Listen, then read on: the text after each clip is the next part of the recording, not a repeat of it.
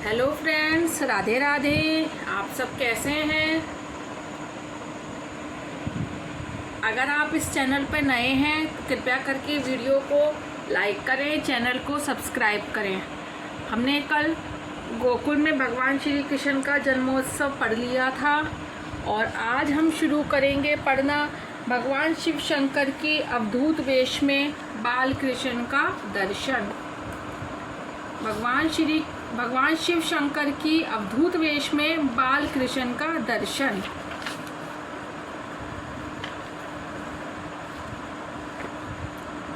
भगवान शंकर की दृष्टि भी ब्रह्म में ही स्थिर थी।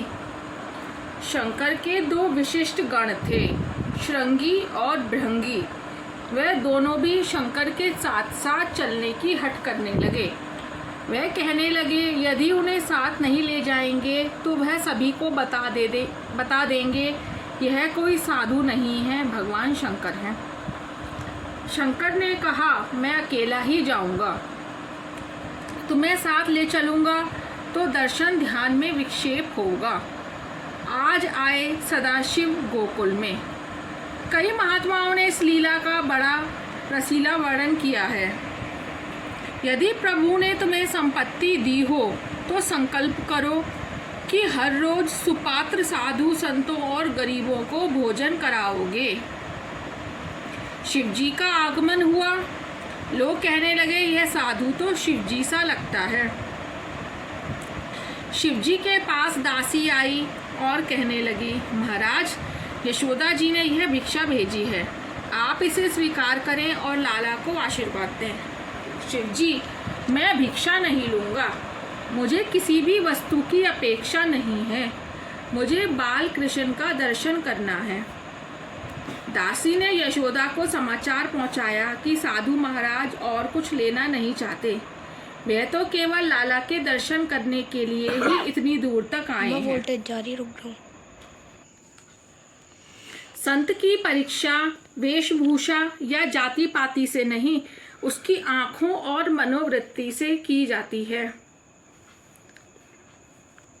यशोदा ने खिड़की से झांककर महाराज को देखा और कहा महाराज, यदि भिक्षा कम हो तो मैं कुछ और देने को तैयार हूँ, किंतु मैं लाला को बाहर नहीं लाऊंगी। तुम्हारे गले में सर्प है जिसे देखकर मेरा लाला डर जाएगा। शिवजी, माता, तेरा कन्हैया तो कालों का काल ब्रह्म का ब्रह्म है। वह ना तो किसी से डर सकता है और ना उसे किसी की कुदृष्टि लग सकती है। वह तो मुझे पहचानता भी है। शिवजी, मैं तेरे लाला के दर्शन किए बिना यहाँ से हट नहीं सकता। नंद बाबा के गांव के पास आज भी आशेश्वर महादेव का मंदिर है। आज भी शिवजी वहाँ लाला के दर्शन की आशा लगाए बैठे हैं। ब्रज 84 की प्रदक्षिणा कम से कम एक बार तो करनी ही चाहिए। ब्रज 84 परिक्रमा महापुण्यदायी है, इससे जीवन के सारे पाप जल जाते हैं। इधर बाल कन्हैया ने जाना बाहर शिवजी पधारे हैं और माता उसे वहाँ नहीं ले जाएंगी तो जोरों से रुदन शुरू कर दिया। दासी यशोदा से कहने लगी माताजी, उस साधु के होंठ हिल रहे हैं, मानो ना मानो उसी ने कुछ मंत्र प्रयोग किया है जिससे लाला रो रहा है। ऐसा साधु कभी देखने में नहीं आया। मैं बाल कृष्ण को बाहर ले जाऊं और साधु से आशीर्वाद मांगूं। और फिर उसने कन्हैया का श्रृंगार कर दिया। वृंदावन के बांके बिहारी का स्वरूप दिव्य है। श्रीनाथ जी का स्वरूप भी अद्भुत है। जब तक स्वरूप आसक्ति नहीं हो पाती, भक्ति हो ही नहीं सकती। बांके बिहारी के मंदिर में पर्दा होता है, पर्दा ही तो माया है। जीव ईश्वर का दर्शन करता है, तब बीच में माया का पर्दा आ जाता है। मंदिर में राधा जी का सेव्य स्वरूप है। बांके बिहारी 2 मिनट राधा जी को और फिर जगत को दर्शन देते हैं। 4 आंखें मिलने पर ही दर्शन का आनंद आता है। कन्हैया हंसता है, इस साधु ने जादू किया है। दासी लाला को शिवजी के पास लाई। शिवजी ने दर्शन करके प्रणाम किया। दर्शन करके आनंद तो हुआ किंतु तृप्ति नहीं हो पाई। मुझे कन्हैया से मिलना है, मुझे अपने प्रभु से मिलना है। जब तक ईश्वर से जीव थोड़ा सा भी दूर होगा उसके लिए भय बना रहेगा। शिवजी कहने लगे, तुम इस बालक के भविष्य के बारे में पूछती हो। यदि उसे मेरी गोद में दिया जाए तो मैं उसके हाथों की रेखा अच्छी तरह से देख लूं। यशोदा जी ने बाल कृष्ण को शिवजी की गोद में रख दिया। शिवजी समाधि में डूब गए। जब हरि और हर एक हो गए हो वहाँ कौन क्या बोलेगा। शिवजी ने यशोदा जी से कहा, माता तेरा पुत्र तो सम्राट होने वाला है। शिवजी ने तांडव नृत्य किया। अति आनंद की अवस्था में जीव नाचने लगता है। शिवजी नृत्य में तन्मय हैं। वहाँ नंद बाबा आए। भगवान शंकर की जय जयकार हो गई। बालकृष्ण को हृदय में बसाकर शिवजी कैलाश वापस लौटे। त्रयोदशी के दिन नंद जी मथुरा आए। चतुर्दशी के दिन पूतना आई। नंद बाबा प्रतिवर्ष कंस को कर देते थे। इस बार भी कर देने का समय आ गया। नंद बाबा ने कहा, कन्हैया को संभालना, परमात्मा से हमेशा संबंध बनाए रखो। कन्हैया यदि हमेशा के लिए हृदय गोकुल में बस जाए तो बेड़ा पार हो जाए।